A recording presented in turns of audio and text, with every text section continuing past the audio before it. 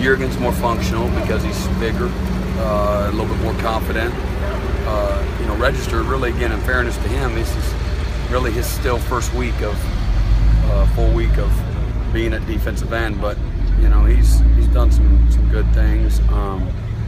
And then Cleveland and Austin, you know, they're both long and can move their feet and bend, and they're intelligent and they're competitive kids. They take good hard coaching.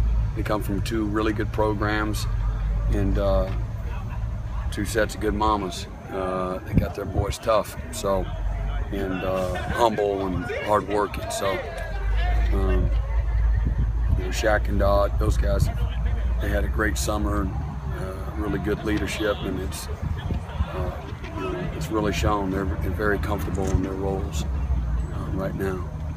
Coach, the secondary is obviously very deep. Have Tankersley and Carter stood out to you? It seemed like they've had pretty good tight coverage. Yeah, I mean, they're going against some really good receivers. They've had some really nice plays and some plays where they've gotten beat. So we got to be more consistent. And but again, they're both real competitive. Cordray's very anxious for this opportunity. Ryan's ready.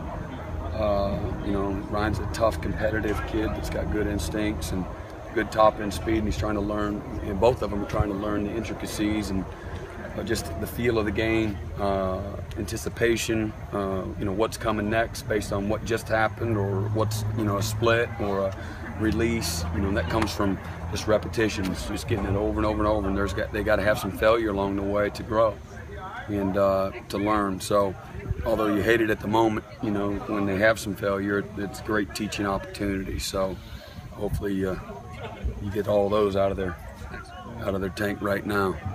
It's a bad place. Seems like a lot of the newcomers, physically mature, ready to compete.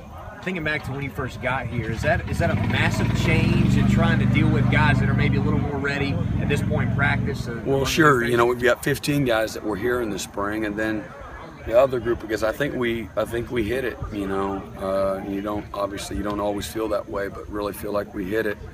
You know, with all those guys, it's hard to, sometimes you think it's just coach speak, but they all like to work. They're all coachable.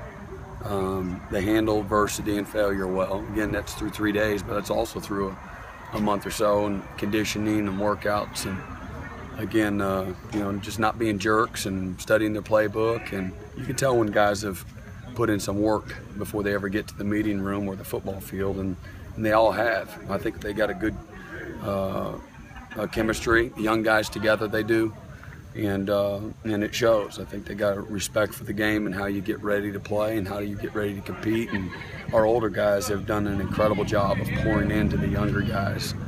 I mean, really, really well, and it's very pleasing to see that. And as a result, there's a real mutual respect from the young guys to the old guys, and the old guys to the young guys, as opposed to a disconnect, and that's got to develop, you know, over time. It's been really good. So I think physically, it's a mature group of guys. You know, I'm trying to think. You know, of course, Van was here in the spring, but Mark Fields comes in and he's physically mature.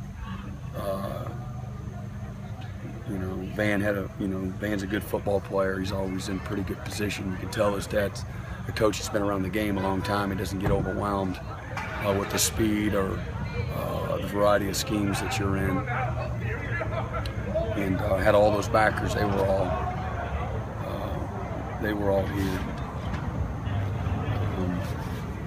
Jalen Williams done some real nice things. He's very instinctual and good quickness, and likes to play, plays hard. And then all those D linemen, you know, they're all. I mean, there'll be a few of them probably that redshirt, which would be good for them. But they're all physically mature, you know, and just physical. They're all physical guys.